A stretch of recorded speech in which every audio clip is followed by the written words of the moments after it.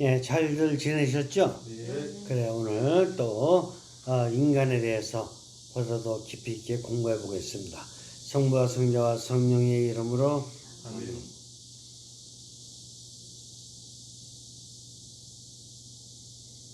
성부와 성자와 성령의 이름으로 아멘.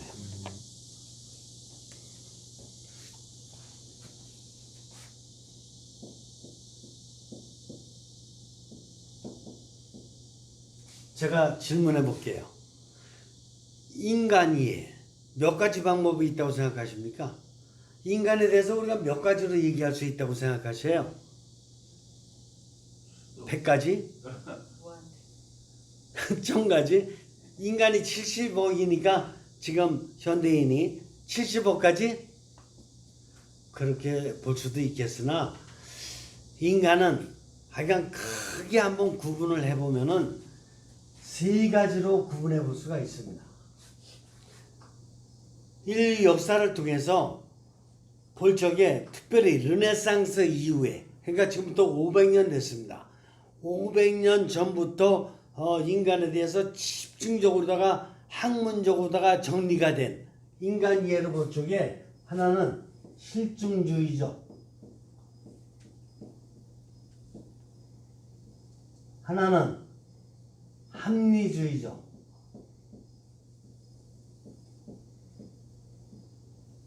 하나는 근원주의적.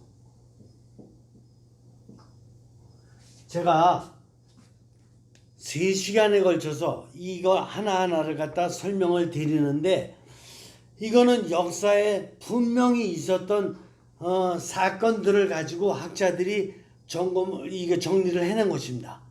그러니까 이거는 내가 받아들인다 안 받아들인다 그런 게 아니라 인간이 이렇게 실증주의적으로다가 살았던 경험도 있고 또 합리주의적으로 살았던 경험도 있습니다. 그리고 근원주의적으로 살았던 경험도 있고 이 세 가지가 있는데 한번 생각을 해보겠습니다. 첫째, 실증주의.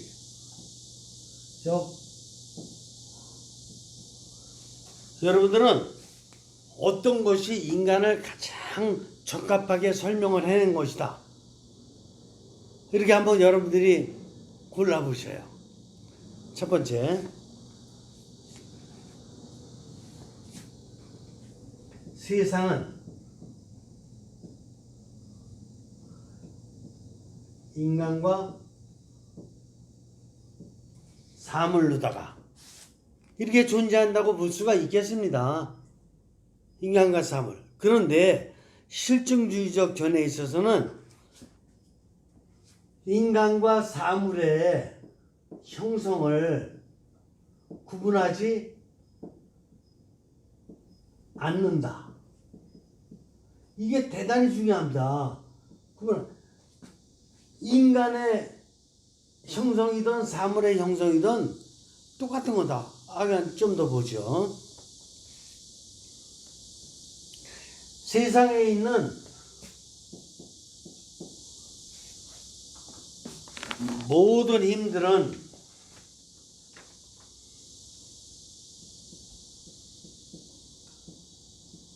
우주 내 모든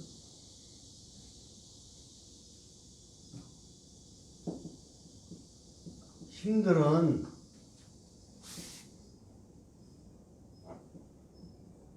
맹목적으로 작용한다.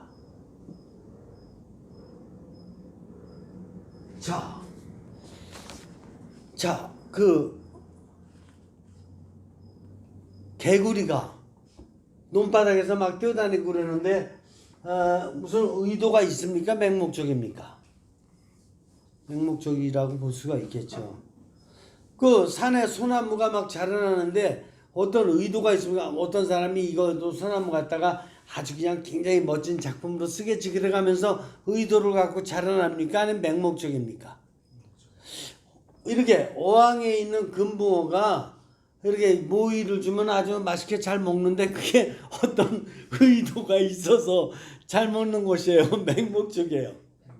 그러면 이제 이번에는 인간을 따져보겠습니다. 우주의 모든 힘이니까 인간이 이게 아침밥 먹고 점심밥 먹고 저녁밥을 갖다 먹고 이게 맹목적으로다가 먹는 것입니까? 어떤 뜻이 있습니까? 뜻이 있습니다. 인간이 저녁에 밤에 되면은 잠자기 전에 걔도 나름대로 오늘 하루 잘 지내는가 이렇게 한번 생각도 해보고 또 종교인 같으면 기도도 좀 하고 이래가면서 잠을 청하는데 이게 맹목적으로 하는 것입니까? 어떤 뜻이 있습니까? 분명히 있어요. 그리고 인간이 또 나이가 되면 유치원부터 시작해서 학교를 갔다가 초등학교, 중학교 이렇게 다니는데 그게 맹목적으로 가는 것입니까? 어떤 뜻이 있습니까? 뜻이 있어요? 무슨 뜻이 있어요? 이 다음에 뭐 어떻게 되는 거예요? 개구리 같이 살려는 거예요? 아니죠. 무슨 뜻이 있죠. 그런데 이렇게 맹목적으로 다 보는 것이에요. 그리고 인간이 그러니까 결국 물질의 한 부분이다.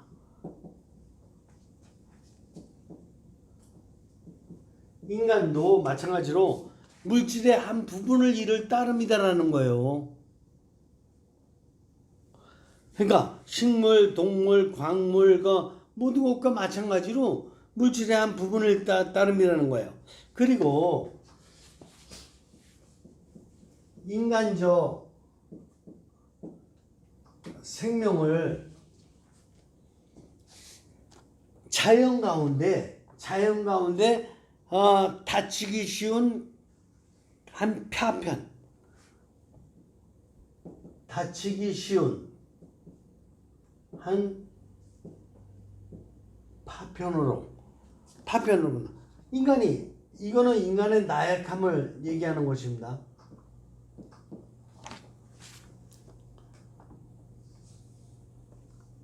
그렇습니까? 인간이 만약에 곰을 만난다, 멧돼지를 만난다.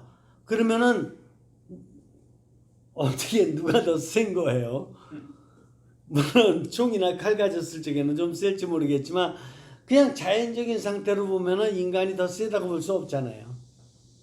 그리고 이 추운 겨울날 인간이 개집 같은데 거기서 살으라고 바깥에서 그렇게 살으라 그러면 일주일 살겠습니까? 걔들은 일주일 살잖아요. 일주일이 아니라 1년도 살고. 근데 우리는 못 살아요. 그렇게 해가지고. 개집에서 살아가지고는. 그러니까 인간이 나약하다 이겁니다. 그리고 인간 생명을 우주의 광대한 어떤 물질에 비해서 사소하고 그 다음에 우연적이고 또 순간적인 것에 불과하다. 우리나라에 있는 설악산은 몇 년 된 거예요? 그리고 웅장하잖아요. 물론 우연히 생긴 건데 인간보다 설악산이 훨씬 더 어마어마하잖아요. 그리고 순간적인 게 아니라 그 흔들바위가 몇 년 있었던 거예요. 우리보다 훨씬 길잖아요. 그러면 동해바다는 어때요? 동해바다도 우연적이긴 한데 이게 이 사소하다라고 봐져요. 그 안에 그냥 얼마나 많은 해양 생물이 살고 있고 어마어마하잖아요. 그리고 저건 몇 년 된 거예요? 동해바다 몇 년 된 거예요? 알 수도 없잖아요. 그러니까 그거에 비해서 인간 생명을 이렇다고 보는 거예요. 이 사람들 잘못된 겁니까? 아니 어쩌다 이렇게 보는 거예요. 그래서 인간 생명을 강물 속에 돌멩이 하나, 또 정원 속에 풀 한 포기,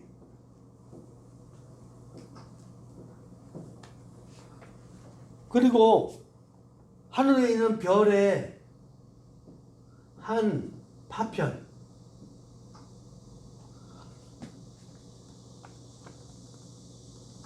이런 거와 마찬가지로 유사한 이런 하나의 사건에 불과하다. 인간이 태어난 게. 여러분들 왜 태어났는지, 어떻게 태어났는지 알 수 있습니까? 아무리 생각해도 모를걸요. 근데 이거 그 강물 속에 있는 돌멩이도 왜 있는지 몰라요. 우리도 왜 있는지 모르고. 풀한포기도 마찬가지고. 우리가 태어날 때 나는 태어나가지고 국회의원이 돼서 돈 많이 벌어서 어려운 사람들 많이 도와주겠다, 이런 뜻 가지고 태어난 사람 있어요? 없지 않습니까? 이런 별의 한 파편 조각, 이거에 불과하다, 이렇게 보는 거예요. 그런데 이런 것은 특정한 측면에서는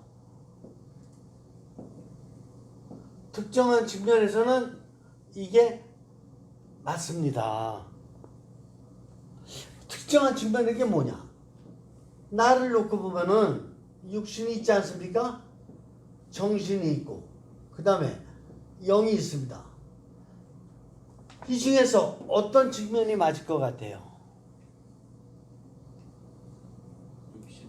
그렇죠. 이거 하나밖에 맞는 게 없어요.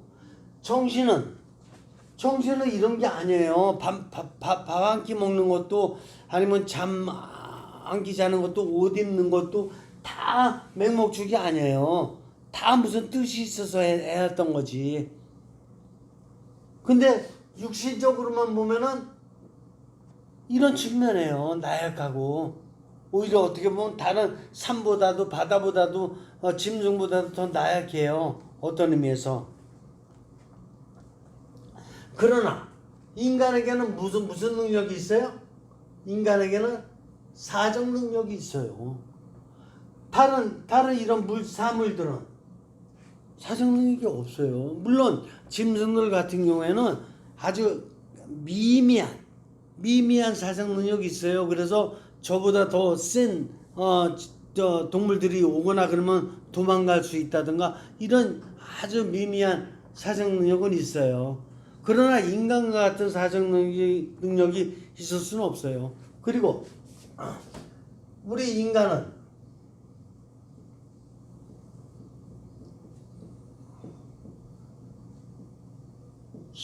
사정할 뿐만 아니라 형성적 의미를 추구해 가요.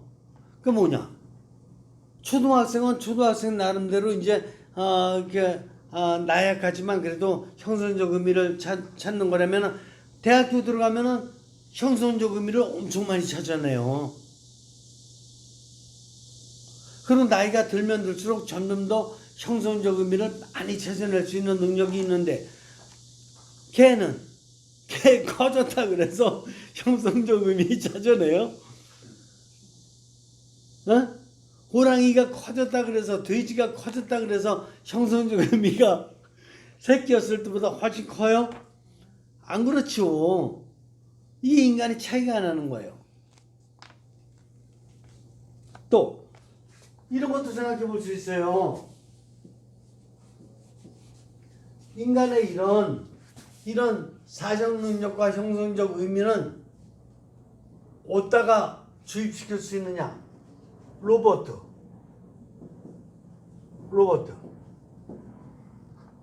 로봇에다가 이 인간의 그 정신을 넣을 수가 있습니까? 없습니까?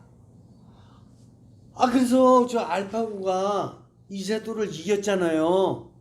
인간의 그런 정신 능력을, 그러니까 컴퓨팅을 통해 가지고 이런 인공지능 AI에다가 인간의 100만 명, 1000만 명의 막장 그 정신 상태를 갖다 집어넣고, 아니면 조금 더 있으면 이제 10억의 막 정신을 갖다 집어넣을 거예요. 이렇게 넣는다는 게 지금 현실화되고 있잖아요. AI. 현실화되고 있는 건데, 그렇다 그래서 인간을 뛰어넘는 거라고 볼 수 있겠어요? 인간의 정신까지 뛰어넘는다 그래가지고, 인간의 정신 바둑 두는 사람은 바둑 둬서 진다니까요. 또 요즘에 병원 가면은 업무의 상당 많은 부분이 로봇으로 넘어가고 있어요. 로봇 기술로다가 수술하고 그러잖아요. 은행 업무 대부분도 다 컴퓨터 시스템화 돼가지고 컴퓨터로다가 다 넘어가서 대출도 해주고 융자도 해주고 다 그렇게 해주고 있는 거잖아요. 그렇다 그래서 이 로봇이 인간을 뛰어넘은 거예요? 인간에게는 무슨 능력이 있어요 또? 인간에게는 그렇게 아주 기능적인 정신만을 쓰는 게 아니라 인간에게는 상상할 수 있는 능력도 있어요. 그래서 정신의 여러 가지 이걸 갖다가 알고리즘이라 그래요. 여러 가지 알고리즘을 갖다가 어떤 거기다 축적시킬 수 있는 로봇에 축적시킬 수 있는 이런 것까지는 가능하지만 그렇다 그래서 알고리즘을 가지고 상상을 해요 로봇이? 안 돼요. 더더군다나 아무리 이거 인간의 지능을 갖다 이용한다 하지만 로봇이 필링이 있어요? 영적인 스피리추얼 필링이 있어요? 로봇이 인스피레이션, 영감을 받을 수 있어요? 불가능해요. 아무리 해도 불가능한 거예요. 그러니까 이런 차원을 갖다가 절대로다가 따라올 수가 없어요. 그런데 바로 이렇게 인간의 육신적인 기능 이걸로다가 실증주의적 입장에서 인간을 판단했다 이겁니다. 에이, 신문이요. 어떻게 이렇게 판단하고 사는 사람이 있어요? 그렇지 않죠. 인간의 생각도 있고 다 그런 사람인데 어떻게 이렇게 판단합니까? 에이, 그 신문이 지금 잘못 얘기하는 거예요. 이렇게 얘기할 수 있어요? 근데 제가 사례를 들어드릴게요. 우리나라 가까운 데서부터 예를 들게요. 우리나라 삼국시대, 고려시대, 조선시대 우리 역사적으로다가 많이 배웠으니까 다 알잖아요. 그때 양반이 있었고 상놈이 있었죠. 없었어요? 있었어요. 귀족이 있었고 노예가 있었잖아요. 이쪽을 갖다가 천인, 천민 이렇게 얘기했던 거 아닙니까? 그런데 이때 천민은 인간이었어요? 아니에요. 물건이에요. 왕 죽을 적에 그냥 같이 막 무덤에다 쓸어 넣은 적도 있었고, 그리고 인간 대접하지 않았어요.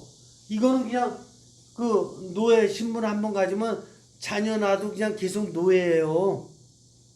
이게 얼마나 오랫동안 우리나라 역사에서 있었던 현실인데요. 이거 부정한다고요? 저는 중학교 때부터 이거 공부하면서 얼마나 힘들었는지, 이게 우리 민족이었구나. 이게 공부하고, 이게 그 높은 벼슬 가진 사람들이라는 사람들이 이렇게 했구나. 우리 조상님들을. 이런 나라였구나. 인간 취급도 받지 못하면서. 여러분들, 못파상 알아요? 이거 안 읽어본 사람은 없죠? 못파상의 비계덩어리. 이거 너무나 재밌어서라도 읽죠. 근데 어떻게 됐어요? 그때 전쟁통에 이렇게 이제 피난 가는데 그 마차에 수녀도 2명 타고 있었고 또 귀부인도 좀 몇 명 타고 있었고 그리고 그 중에서 한 명 누가 있었어요? 창녀가 있었잖아요. 창녀. 그렇죠. 근데 검문소 통과하는데 그 군인들이 자기들한테 성을 갖다가 상납하지 않으면은 안 보내주겠다 이런 거 아니었어요? 근데 거기서 누가 내려야 돼요?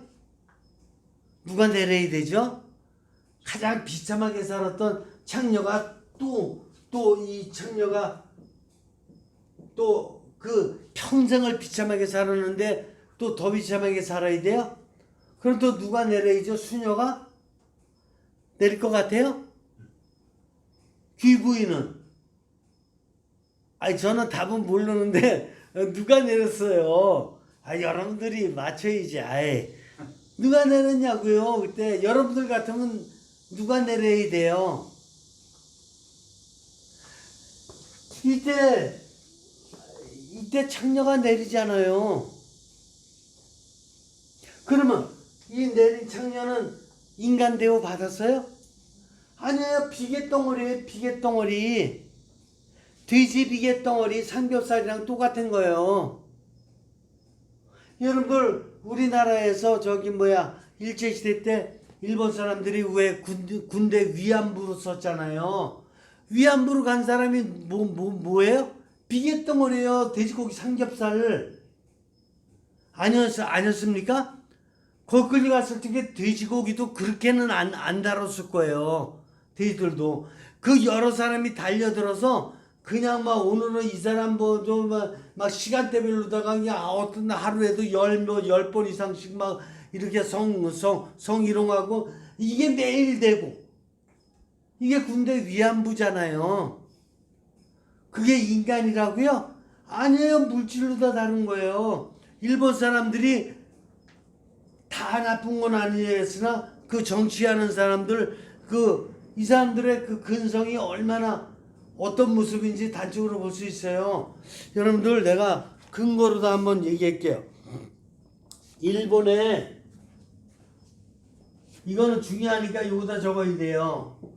일본에 731 부대가 있어요. 이거 중요해서 위에다 적어야 돼요. 잊어버리지도 마세요. 731 부대인데 여기서 뭐 했는지 알아요? 강제로 인간을 생체 실험을 한 거예요. 살아있는 몸을 실험을 했다니까. 무슨 실험인지 아셔요? 이게 인간을 통나무로 본 거예요. 통나무. 그래가지고 통나무는 고통을 느낄까 안 느낄까요? 내면에서 느낄 수 있는지 없는지는 모르겠지만 외적으로는 안 드러나잖아요. 그러니까 이 인간이 고통을 느끼나 안 느끼나 보자. 이거 통나무일 거야. 이래가지고 생체 실험을 했다는 거 아니에요. 일본 사람들이. 이것이 1930년 40년대에 영국 일간지 데일리 메일이라고 있어요. 영국 일간지에 데일리 메일에서 현장 사진을 여러 번 공개한 적이 있어요. 그러면 인간을 갖다가 이 통나무로 봤으니 이거 뭐 어떻게 되는 거예요? 여러분들 히틀러가 유대인들 이렇게 학살했었던 아우슈비츠 수용소 가보신 분 많이 있을 거예요. 가서 보면 학교 건물인데 학교예요. 근데 그걸 갖다가 조각조각 내가지고 사람을 앉지도 못하게 세워놓고 소변 대변 다 서서 보는 거죠. 그러고 나서도 이제 거기서 건강한 사람은 일 좀 시켜야 되니까 좀 내비두고 이쪽으로다가 복도 통로 나와가지고 이제 노동 수용소 가는 사람 노동 수용소 왼쪽으로 가는 사람은 가스실 가기 전에 어떻게 했어요? 가스실 가기 전에 머리카락 다 뽑았죠. 기름 잘라고. 그리고 이런데 이 금붙이 붙은 거 있으면 다 뺐죠. 아니 개 잡을 적에도 개 머리털 다 뽑지는 않아요. 근데 어쩌면 그렇게 사람 머리털을 갖다가 다 뽑아가지고 그 다음에 가스실 이게 인간을 어떻게 다룬 거예요? 개만도 못하게 다룬 거잖아요. 이 실증주의적 입장을 갖다가 부정한다고요? 부정해요? 이게 현대 역사 안에서 일어났던 일들이에요. 여러분들 제가 역사적인 이 검증을 갖다 드리려면 너무나 많아요. 지금 16세기 그때 그 신대를 발견한다 그래서 유럽 사람들이 저기 뭐야 중미로도 가고 또 남미로도 가고 아프리카도 가고 동남아시아 오고 그랬을 적에 그 사람들 원주민들 어떻게 됐는지 아시죠? 원주민들은 얘기했어요. 뭐 기도했어요. 왜 뭐 기도했냐? 신이시여, 저들도 용서해 주라고, 저들도 사랑해 주라고. 지금 여기 와서 이렇게 이국 땅에 와서 궁국을 하니까 우리가 먹을 건 주겠는데 신이여 사랑해 주시오 그랬거든. 근데 저 사람들은 와가지고 이 사람들을 짐승만도 못한 원주민들을 그렇게 다뤘잖아요. 그 원주민들을 사람 취급한 사람은 없어요.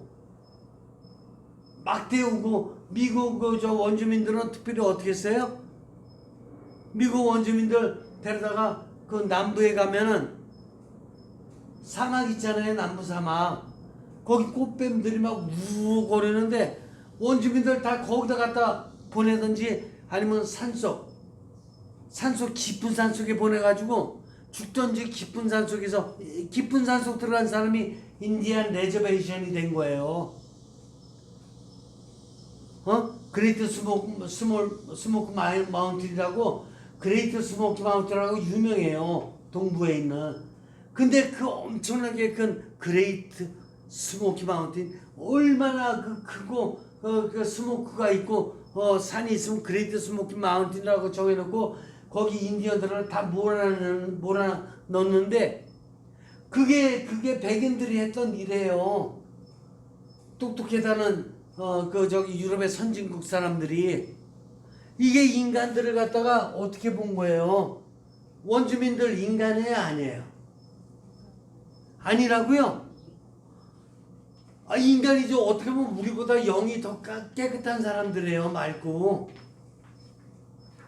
그런데 이 실증주의적 입장에서 오늘날에 이르기까지 인간을 저렇게 함부로 대했으니, 그러니까 이렇게 함부로 대했던 것이 유전적으로다가 지금 내려오면서 남성이 여성을 어떻게 다루고 있죠? 여성을 얼마 전까지만 해도 우리나라도 여성을 칠거쥐약이라고 그러면서 남성 지가 잘못했지는 아무것도 아니고 여성들이 잘못하면 집안에서도 내쫓고 말도 못하는 여자 나면은 딸 낳았다고 그냥 기분 나쁘게 생각해가지고 막 그냥 죽이기까지 하고, 병원에서 딸 아들 식별해가지고 여성이면 낫지 않게 하고, 이런 일들을 함부로 했잖아요. 실제로 우리나라도. 지금도 알기를 어떻게 알아요? 지금도 마찬가지잖아요. 이게 실증주의적 입장이라는 걸 갖다가 우리 잘 생각해야 돼요.